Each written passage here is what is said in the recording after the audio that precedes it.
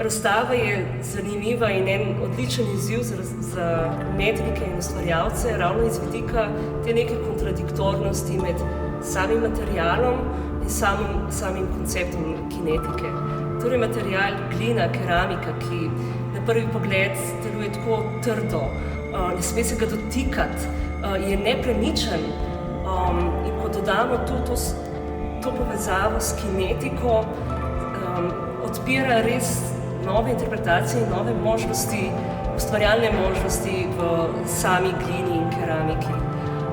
Razstava torej prikazuje različne pristope, različne avtorske pristope, konceptualne pristope k samemu razumevanju materiala, razumevanju samega pomena kinetike in kakšni so torej tu potenciali za samo raziskovanje.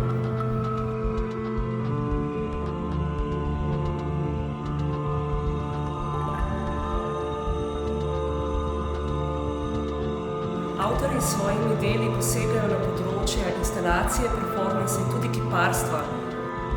In predvsem pri teh delih je mogoče malo občutek kontradiktornosti, ker imaš neko fizično postavljeno, nepremično delo.